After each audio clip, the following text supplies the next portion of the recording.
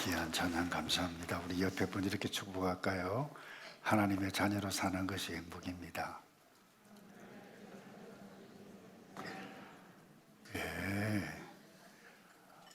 새로운 삶의 출발 시리즈 벌써 6번째인데 새로운 삶의 출발을 하는 데는 특별히 예수를 만나서 예수의 제자로 살아가는 것이 오늘 찬양도 됐습니다만 그것이 행복입니다. 그런데 예수를 만난 사람은 반드시 이렇게 변합니다. 어떻게 변하느냐? 헌신하는 사람으로 변하는데 변하는 모습이 다양하죠. 예수를 믿으면 먹는 음식도 달라집니다. 입는 옷도 달라질 수 있습니다. 출입하는 곳도 달라질 수 있습니다. 사는 삶의 방식도 달라집니다. 이유는 예수님 때문에 생각과 가치가 달라졌기 때문에 그렇습니다. 좀 전에도 말씀드렸습니다만은 이런 변화 가운데 가장 두드러진 특징 가운데 하나는 헌신한다는 거예요. 다른 사람을 세우며 돕는다는 겁니다. 그래서 이런 특징들을 오늘 본문에서 등장하는 사람들을 통해서 확인해 갈 수가 있는데 오늘은 특별히 저희 교회 공동체 일꾼들을 선출하는 그와 같은 날인데 이런 일꾼들, 오늘 이 말씀에 나타나는 이 사람들이기를 바라고 뿐만 아니라 우리 교회 모든 성도들이 오늘 이 본문에 등장하는 사람들의 모습들로 나타나기를 축복하면서 이 말씀을 나누기 원하는데 이들이 어떤 사람들입니까? 어떤 특징들을 볼 수 있나요? 새로운 삶을 출발했는데 이들의 놀라운 특징은 예수님 복음 때문에 움직였던 사람들입니다. 여러분 19절에 등장하는 이미 성경을 읽었습니다만 이게 등장하는 사람들이 원래 살았던 곳은 예루살렘이에요. 예루살렘 근처입니다. 대부분 유대인들이었죠. 그런데 이 유대인들이었는데 예수 그리스도를 메시아로 믿었기 때문에 메시아닉 주, 메시아로 예수님이 메시아다라고 믿는 유대 사람들, 이들이 갑자기 국경을 넘어가서 이사를 갑니다. 이민을 갑니다. 여러분 이민 가고 싶어서 간 것이 아니었습니다. 어떻게 보면. 근데 스데반 집사가 이 메시지를 전하는데 그 메시지가 보통 유대인들이 그렇게도 듣기 싫었어요. 돌을 들고 쳐서 죽이는 일이 일어납니다. 이 일로 인해서 대규모 핍박이 일어났습니다. 그래서 그것을 다시 읽습니다. 19절에 이렇게 표현하고 있죠. 그 무렵 스데반의 일로 인해 핍박을 받았다. 뿔뿔이 흩어진 사람들은 페니키아, 키프로스, 안디옥까지 건너갔다. 그렇게 기록을 해가고 있습니다. 여러분 왜 정든 집을 떠나 먼 국경까지 뛰어넘어서 이렇게 페니키아, 키프로스, 안디옥까지 이주를 해야만 했습니까? 이 스데반의 순교 사건으로 인해서 사실 대대적인 핍박 내지는 위기의식 때문에 떠났다고 볼 수 있습니다. 그건 사실이에요. 그럼에도 불구하고 오늘 이 의사 누가가 기록하는 거 보면 믿음을 지키고 믿음을 전하기 위해서 떠났던 사람들이라고 하는 것을 알 수 있습니다. 20절에 보면 몇 사람은 안디옥에 들어가 그리스 사람, 헬라 사람이죠. 주 예수의 복음을 전하기 시작했다라고 기록을 해가고 있습니다. 어떤 선교 신학자는 그렇게 얘기해요. 예수님께서 예루살렘부터 시작을 해서 땅끝까지 내 증인이 되리라고 선명하게 성령이 임하면 예수 믿고 예수 제자가 되면 땅끝까지 증인이 되라고 그랬는데 이 사람들은 그때까지만 하더라도 계속해서 예루살렘에만 머물러 있었기 때문에 따가운 해석입니다만은 이 스데반 순교 사건을 통해서 흩어버리셨다 이렇게 해석을 해가는 사람도 있어요. 그런데 놀라운 것은 스데반 순교 때문에 겁을 먹고 자기들이 살아남기 위해서 많이 국경을 넘어서 이민을 간 것이 아니라는 거예요. 안디옥에 가서 그리스 사람들에게도 복음을 전했다라고 하는 사실을 선명하게 밝히고 있을 뿐만 아니라 더 놀라운 점은 오늘날 적지 않은 사람들은 한국이든 여기든 교회를 다니는 사람들이 세속 사회로부터 욕을 얻어 먹습니다만은 그런 사람들과 전혀 달리 살았던 것을 보게 됩니다. 그래서 이들이 안디옥에서 이 사람들이 예수 믿는 사람들이 모였는데 이들은 서로 사랑했어요. 어려운 일들이 있으면 서로 잘 도왔어요. 그래서 와, 저들은 정말 그 지역 주민의 사람들의 삶과 모습과 달랐다는 거예요. 그래서 그들이 보고 하는 말이 비로소 크리스찬이에요. 그리스도의 사람들, 크리스찬이라고 하는 말을 사용하기 시작하고 부르기 시작했다는 거예요. 칭찬해서가 아니었다고 학자들은 이야기를 합니다. 근데 삶이 너무 달랐기 때문에 비아냥거리는, 와, 저 친구들은 원래 자기들끼리 사랑하고 서로 돕고 그래, 비아냥거리는 어투로 시작을 했습니다만은 중요한 것은 그들과의 자신들과의 삶은 정말로 다르다라고 하는 것을 인정받았다는 것입니다. 여러분, 무엇 때문에 흩어졌습니까? 이들이 무엇 때문에 국경을 넘어갔습니까? 딱 하나입니다. 그리스도의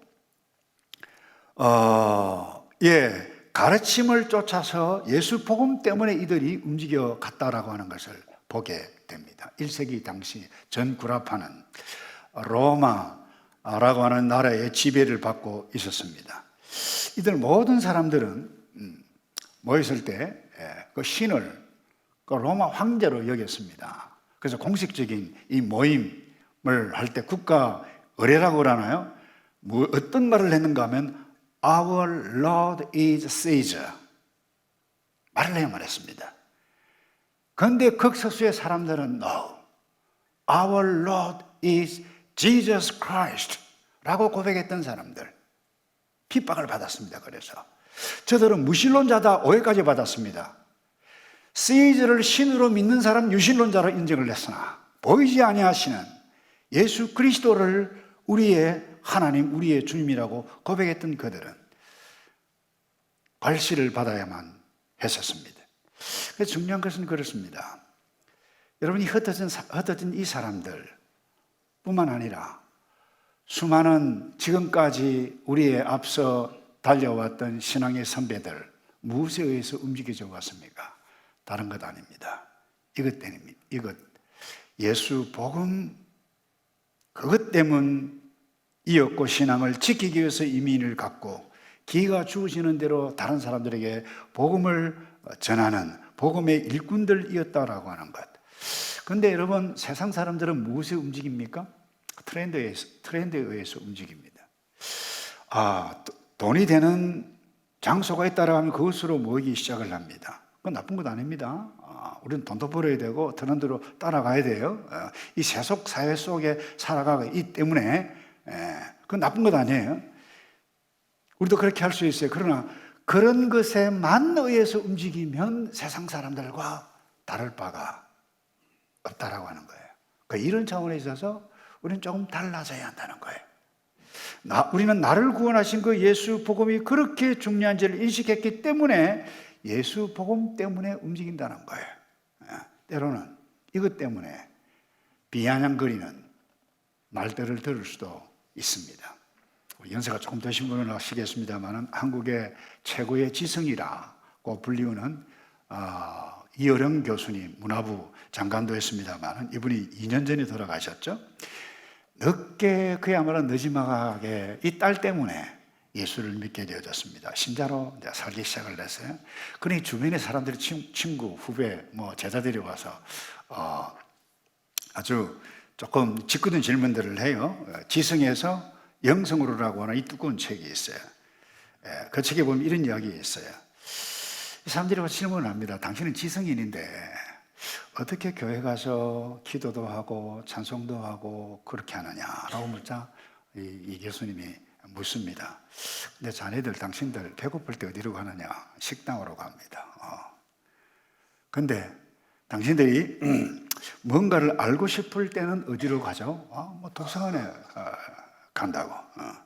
그러면 심심할 때는 어디를 가느냐? 영화관에 가죠. 아플 때는 어디를 가느냐? 상식적인 질문은 병원으로 갑니다. 근데 또박또박 대답하는 이 이 사람들에게 이 교수님이 이렇게 묻습니다. 그러면 먹어도 배고프고 마셔도 목마르고 놀아도 심심하고 배워도 답답할 그때 당신들은 어디를 갑니까? 이렇게 물으니까 대답하기를 주저하고 있었어요. 그때 이 교수님이 그런 때 가는 곳이 교회입니다. 세상에 많은 것들을 누리고 있어도 뭔가 부족함이 느낄 때, 외로울 때, 힘들 때,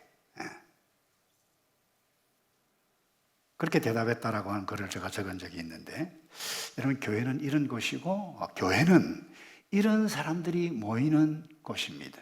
그게 교회당입니다.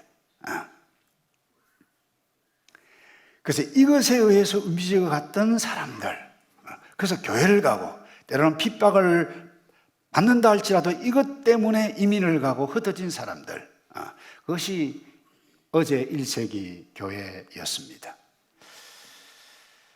여러분, 낯선 땅으로 이민 온 그들 할 일이 많았습니다. 우리가 이민자이기 때문에 알잖아요. 이민 초창기 때 할 일, 뭐 먹고 살까 고민해야만 했습니다. 학교를 어디를 아예 보내야 될까 대단히 바빴고, 할 일이 집도 구하고 삶의 터전을 마련하기 위해서 정신 없었을 터인데, 이들이 한 일이 무엇인 줄 아십니까? 서로 사랑했어요. 도왔어요. 뿐만 아니라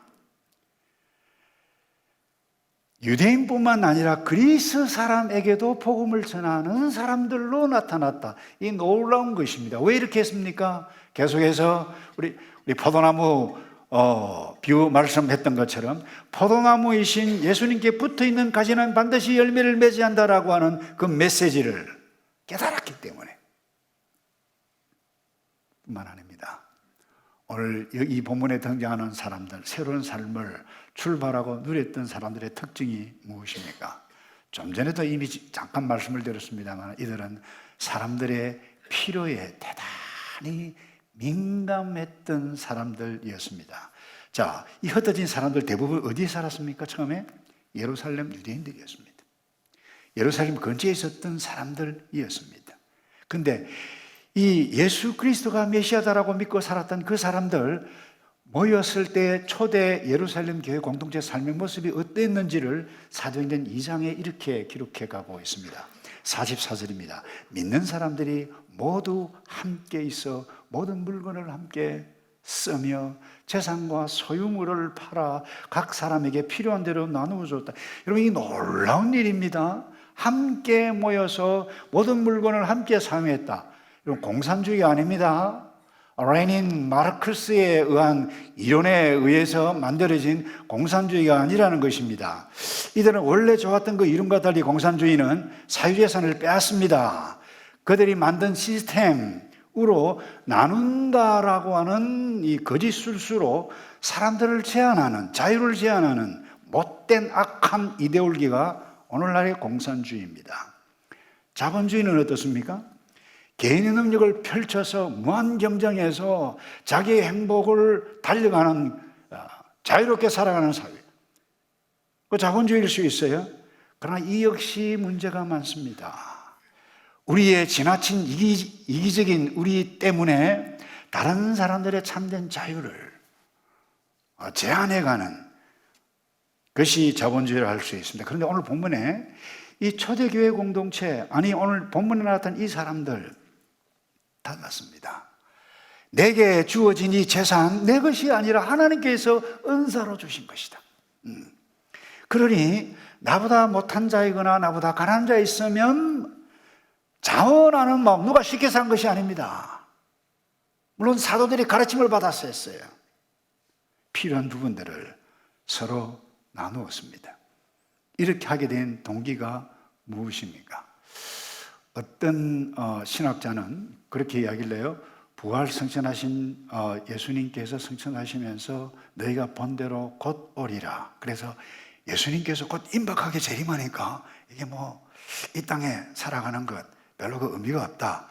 이렇게 잘못된 생각에 의해서 이와 같은 것들이 나타날 수 있다라고 해석을 하는 사람도 있습니다만은, 그런 경향이 있는 사람도 있을 수도 있었을 것입니다. 그런데 성경은 그렇게 말을 하고 있지 않습니다. 선명하게 사도행전 2장 42절에 그들은 사도의 가르침을 받아 서로 교제하며 떡을 떼며 믿는 사람들이 다 함께 모여 모든 물건을 서로 통용하고, 얼마나 아름다운 모습인지 모릅니다. 이 사람들 가운데 한 사람이 있었던 그 사람이 누군가 하면 대표적인 인물이 바나바라고 하는 사람인데, 원래 이 바나바는 이름이 바나바가 아니고 요셉이었어요. 사도행전 4장 36절에 키프로스 출신 사이프러스죠, 요셉입니다. 그런데 레위 사람이었어요. 사도들은 물론 그를 바나바라고도 불렀는데, 바나바는 위로의 아들이라고 하는 뜻입니다. 자, 보세요. 원래 이름은 요셉인데, 레위인인데, 다른 사람들을 잘 격려하고 위로했기 때문에 바나바라고 하는 이름을 주어서 바나바라고 불렀다는 거예요. 여러분 알다시피 이 당시 1세기 대부분 유럽 구라파는 로마 제국의 식민지로 살았던 기 때문에 대부분 사람들이 가난했어요. 어려웠어요. 특별히 교회 공동체 안에 들어가 보니까 고아도 있고 가부도 있고 어려운 사람이 더 많았어요. 그러다 보니 자연스럽게 뭐예요? 이 바나바가 그들의 필요에 따라 자기의 재산을 내어놓고 도왔다. 물질뿐만 아닙니다. 마음으로 격려를 했어요. 위로해주는 사람이었어요. 그런데 오늘 11장에 오늘 본문에는 22절에 또 나타납니다. 이 소식이 예루살렘에 있는 교회에 전해져. 이 소식이라고 하는 것은 이 예루살렘에 있던 흩어진 이 사람들이 안디옥에 가서 교회를 형성하고 있었다, 이 소식을 들으니까 누군가 보내어서 리더십을 제대로 발휘할 수 있는 사람을 보내야 되겠다라고 했는데 뭐예요? 이 사도들은 모두가 이구동성으로 이 바나바가 딱이다, 책임자다. 그래서 바나바를 보냈습니다. 23절입니다. 바나바는 안디옥에 도착해 하나님의 은혜가 내린 것을 보고 기뻐해서 온 마음으로 죽게 끝까지 충성하라고 그들에게 또 뭐 했다고요? 격려하고 위로하고 그렇게 했다는 거예요. 여러분, 이 바나바의 신분, 이 백그라운드는 레위 신분도 있었어요. 돈도 있었어요.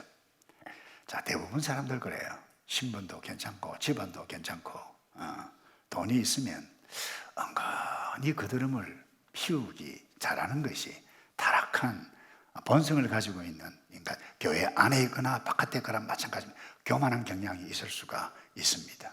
그런데 바나바가 이렇게 사람들을 격려하고 자기의 것을 내어놓고 이렇게 했다. 이 타락한 인간으로서, 이기심을 가진 인간으로서 벗어나기 쉽지 않은데, 이렇게 했던 이유가 어디에 있습니까? 제가 다시 강조합니다. 다른 데 있지 않습니다. 사도들이 전했던 예수 복음, 그들은 사도의 가르침을 받아 바나바가 변화되어졌고 새로운 삶을 시작했고 누렸기 때문이었다는 것입니다. 이것이 교회의 역사고 신앙의 역사고 우리가 걸어가야 할 역사고 우리 하늘의 교회가 걸어가야 할 역사라고 믿습니다. 다시 말해서 예수 복음 믿고 모이는 사람들 변한다는 거예요. 무엇 때문에? 사도들의 가르침 때문에, 말씀 때문에. 제가 최근에 한국에 가면, 저는 가보지는 않았습니다만 강화도라고 하는 섬이 있죠. 거기에 유독 교회가 많다는 거예요. 이유가 뭔가 이 선교학자들이 연구를 해보니까 그 가운데 우리 한국교회 초기에 아주 신앙의 선배, 위대한 선배 가운데 저는 처음 들었습니다만 1900년대입니다. 종순일 성도라고 하는 사람 때문이었다라고 글을 적은 것을 제가 읽었어요. 근데 이 당시 그 강화도 마을에 거의 대부분 사람들, 이분에게 돈을 빌리지 않은 사람이 없을 정도로 부자였다는 거예요. 근데 이분이 예수를 믿고 복음을 받고 메시지를 듣고 성경을 마태복음 18장을 읽다가 충격을 받았습니다. 여러분 아시다시피 18장에 어떤 일이 나오는가 하면 1만 달란트 빚진 사람이 이 왕 주인에게 탕감을 받습니다. 너 이제 안 내도 된다. 너무 좋아가지고 길거리를 가는데 100데나리온, 여러분 1만 달란트 100달러는 게임이 안 됩니다. 그 빚쟁이를 보고 너 돈 안 갚았지? 돈 갚아라. 이런 소문을 왕이 듣고 다시 불러서 감옥에 집어넣었다는 이야기를 딱 듣고 보았더니 정순일 씨가 충격을 받았습니다. 주일 예배를 마치고 채무자들을 이렇게 불렀어요. 내가 18장을, 마태복음 18장을 이용을 읽고는 나는 이 말씀에 충격을 받았어. 내가 바로 이 무자비한 종과 같다라고는 생각을 했어. 그래서 난 충격을 받았어. 오늘부터 나에게 빚진 것 다 갚지 않아도 줬어. 그러면서요, 그 빚 문서를 사람들이 보는 데 가서 태웠다. 어떤 사람 보면 야, 믿거나 말거나 뭐 그렇게 하겠는데 실제로 일어났던 일입니다. 뿐만 아닙니다. 그 다음 장 마태복음 19장 21절 말씀을 따라서 자기 재산을 처분해서 교회를 여기저기 세웠다는 거예요.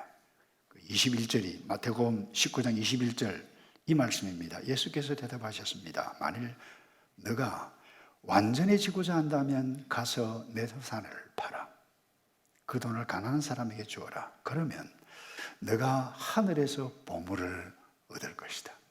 그리고 와서 나를 따르라. 이런 말씀 때문에 우리의 신앙의 선배들은 충격을 받고 삶을 바꾸고 변화되어져 갔습니다. 여러분은 지금까지 무엇에 의해서 움직여져 왔습니까? 무엇을 추구하면서 지금까지 살아왔는지, 적어도 우리가 그리스도인이라고 하면, 매일 주님 앞에 예배를 드리는 사람이라고 하면, 아니 생각이 있는 사람이라고 하면 적어도 한 번쯤은 내가 무엇을 위해서 달려왔지, 앞으로 무엇을 위해서 달려가야 하지 생각해야 되지 않겠습니까? 마지막으로요, 오늘 이 사람들 등장하는 이 흩어진 이 사람들 가운데 특별히 대부분 그랬습니다마는 대표적인 인물 바나바를 보시면 사람을 세워주는 자질을 가지고 헌신했던 사람인 것을 보게 됩니다. 여러분, 사도의 가르침을 받으면, 성경 말씀을 받으면, 복 있는 사람 큐티를 묵상하면 이 세상에서 얻을 수 없는 은혜와 지혜를, 분별력을 받게 되어집니다. 그래서 저는 이 바나바를 이렇게 표현하고 싶어요. 무엇이 막힌 사람이 있으면 길을 뚫어주는 사람, 길이 열려서 달려가고 있는 사람이 있다면 그 사람 더 잘 달려갈 수 있도록 격려해가고 세워가는 사람. 그래서 25절을 보십시다. 이렇게 기록해가고 있습니다. 그리고 바나바는 사울을 찾으러 다소로 갔다 그랬어요. 그를 만나 안디옥으로 데리고 왔습니다. 그리하여 바나바와 사울은 1년 내내 그곳 교회에 머물면서 많은 사람을 가르쳤습니다. 자 보세요. 우리가 알다시피 이 사울은 스데반, 이 유대인들에게 돌에 맞아 죽었을 때에 옷을 지키고 돌을 던지는 그 사람들, 옷을 맡아주었던 사람들 뿐만 아니라 예수 믿는 사람들 다메섹에게 까서 잡아 강가에 고소를 하려고 다녔던 아주 못된 사람이었어요. 이 사람이 그렇다 부활하신 예수 그리스도를 다메섹 도상에서 만나고 변하고 난 다음에 내가 변했다, 복음을 증거하기 위해서 이방인을 위한 택한 그릇이다라고 했을 때 사도들이 못 믿었습니다. 그때 나선 사람이 누굽니까? 바나바예요. 이 사람 변했다. 한 몸이 되었습니다. 사도들과 길을 열어주었습니다. 뿐만 아닙니다. 이 바나바가 안디옥에 딱 가보니까 자기보다 더 탁월하게 가르치는 사람이 필요했다는 거예요. 그래서 다소에 있는 사람까지 가서 모시고 와서 안디옥에까지 1년간 가르치게 했을 뿐만 아니라 뭐예요? 그 안디옥 교회가 선교사를 파송할 수 있도록 기초석을 놓은 사람이 전 바나바라고 봅니다. 뿐만 아닙니다. 아시다시피 1차 선교여행을 바울과 바나바와 함께 갔을 때 마가가 중간에서 중도 탈락하고 왔을 때 큰 실망을 합니다만 2차 성경을 할 때에 이 까칠했던 이 바울이 안 된다, 저 친구는 라고 했을 때 이 마가를 데리고 다른 선교팀을 꾸려서 갑니다. 그러면 먼 훗날 마가가 정신 차리고 또 바울도 정신 차리고 함께 디모데후서에 보면 너 올 때에 디모데야 너 올 때 마가를 데리고 와라.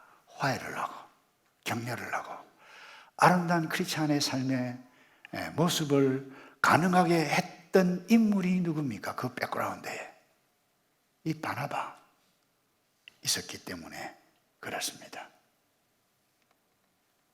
그래서 다시 정리합니다. 여러분의 집에, 여러분의 목장에, 우리의 교회에 이와 같은 일꾼들 많아지기를 주님의 이름으로 축복합니다. 특별히 어려운 일들을 만난 사람 길을 열어줘요. 저는 90년에 왔기 때문에 이 이민 역사도 조금 알아요. 교회 안에 영주권이 없어서 힘들어하는 사람, 도와주는 사람 적지 않게 많았어요. 그럼에도 불구하고 그 비자 문제 때문에 이용해서 자기의 이익을 누리려고 하는 사람도 적지 않았어요. 그것 때문에 오죽하면 야, 한국 사람 만나지 마라 이런 악한 말이 나타날 정도 이민사회. 오늘날 우리의 시대에 교회 안팎의 비극이 어디에 있습니까? 사울처럼 변화되는 사람도 드물지만 사람을 좋게 여겨주고 길을 열어주고 도와주고 격려해주는 바나바가 없기 때문 아닌가요? 왜 여러분들의 가정이 무너지죠? 목장이 왜 무너지죠? 때로는 사람은 연약할 수 있어요. 실수할 수 있어요. 그러나 우리는 사도의 가르침을 받아 하나님의 말씀을 받아 예수님 때문에 변화된 삶의 여정, 새로운 삶의 여정을 누려가시는 저와 여러분 되시기를 주님의 이름으로 축복합니다. 기도하겠습니다. 아버지, 우리를 살려주셔서 감사합니다. 행복이 무엇인지도 깨닫게 해주신 것을 감사합니다. 그리스도 안에 있게 해주셨는데 그리스도 믿는 사람으로 살아가 이 땅에서 나도 행복, 너도 행복, 다른 모든 사람들을 세워갈 수 있는 우리 모두이도록 우리를 새롭게 하여 주시옵소서. 예수 그리스도 이름으로 기도하옵나이다. 아멘.